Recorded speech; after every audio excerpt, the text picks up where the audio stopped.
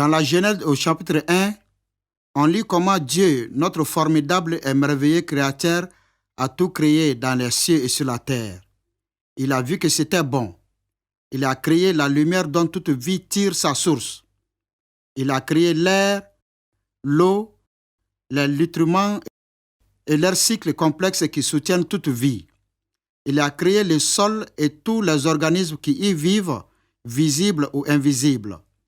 Il a créé les plantes qui portent des fruits et des graines selon leur espèce et il a créé les animaux. Finalement, il a créé l'homme. Tout ce qu'il a créé était bon, productif, fertile. Rien de ce que le Seigneur a créé n'était sans but et toute la création s'assemblait dans un dédale de relations complexes, interconnectées, que l'homme essaie encore de comprendre à ce jour.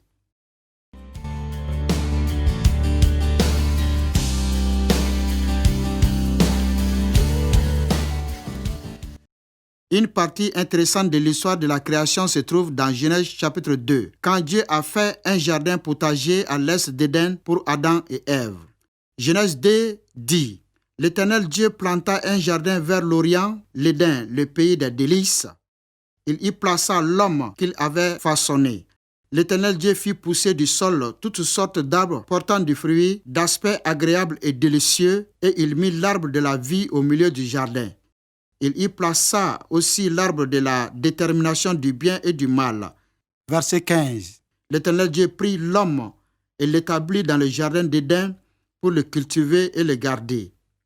Dieu a créé le tout premier jardin et y a placé Adam pour le travailler et en prendre soin. Ici, le cultiver et le garder. Dieu lui-même est le premier cultivateur et en est le maître.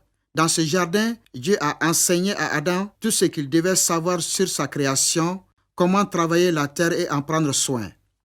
Qu'y a-t-il donc de si important pour la culture des légumes? Eh bien, franchement, tout. Si nous comprenons que Dieu a d'abord créé toutes les formes de vie et les structures sur lesquelles la vie est fondée, nous devons reconnaître que sa manière de faire les choses fonctionne de la meilleure façon possible.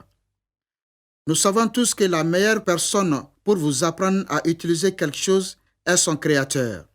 Il en va de même pour l'agriculture. Nous devons retourner vers l'auteur de la création et observer la manière dont il a conçu les plantes pour qu'elles poussent dans leurs environnements naturels et être assez humble pour apprendre du maître agriculteur. La création de Dieu démontre encore tous les attributs du jardin de Dieu à l'est d'Éden. Il ne laboure jamais le sol. Il y en a continue une couverture sur le sol, la couverture de Dieu pour le couvrir, composée de plusieurs couches de matériaux végétaux en décomposition progressive, par exemple des feuilles, des branches, des fruits et des fumiers. Et il y en a une grande biodiversité des espèces. Tout ce que nous avons à faire est de suivre les voies qu'il nous a montrées depuis le commencement des temps. À l'intérieur de ces limites éprouvées, nous essayons d'imiter le plus fidèlement possible ce que notre Créateur nous a montré en perturbant le moins possible le sol, en maintenant une couverture de 2,5 cm d'épaisseur sur le sol et en pratiquant des rotations.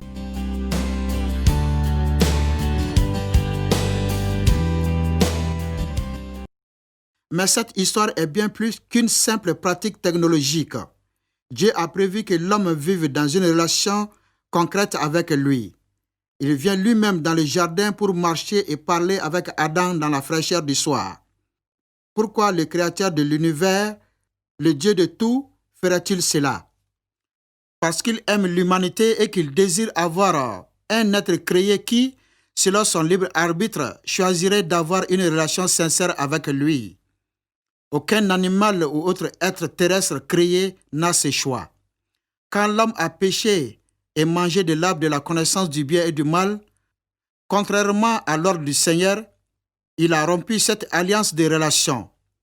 Par voie de conséquence, Adam a été expulsé du jardin et maudit. Le travail sera dur, à la sueur de son front, et les mauvaises herbes pousseraient.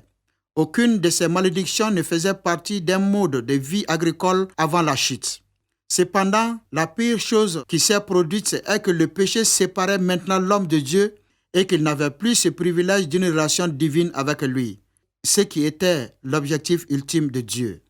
La bonne nouvelle est que Jésus est venu briser toute malédiction et donner à tous ceux qui croient en lui le droit d'être appelés enfants de Dieu et de se réconcilier avec le Père dans une relation réelle. Colossiens chapitre 1, versets 13 à 20. Il nous a délivrés de la puissance des ténèbres et nous a transportés dans le royaume du Fils de son amour, en qui nous avons la rédemption, la rémission des péchés. Ce Fils, il est l'image du Dieu que nul ne voit. Il est le premier-né de toute création, car c'est en lui qu'ont été créées toutes choses dans les cieux comme sur la terre, les visibles, les invisibles, les trônes et les seigneuries, les autorités, les puissances. C'est par lui et pour lui que Dieu a tout créé. Il est lui-même bien avant toutes choses et tout subsiste en lui. Il est lui-même la tête de son corps qui est l'Église. Ce Fils est le commencement, le premier-né de tous ceux qui sont morts, afin qu'en toutes choses, il ait le premier rang. Car c'est en lui que Dieu a désiré que toute plénitude ait sa demeure. Et c'est par lui qu'il voulut réconcilier avec lui-même l'univers tout entier, ce qui est sur la terre et ce qui est au ciel, en instaurant la paix par le sang que son Fils a versé sur la croix.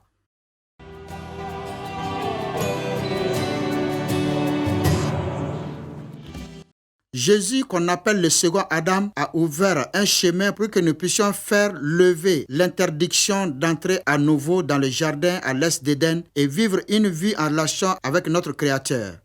C'est finalement ce que nous voulons voir se produire dans tous nos jardins cultivés selon l'agriculture, selon les principes de Dieu, que ce soit à l'échelle d'un champ ou d'un petit jardin potager, des vies réconciliées dans une relation pleine de sens avec le Seigneur et où ses bénédictions abondantes débordent dans le jardin.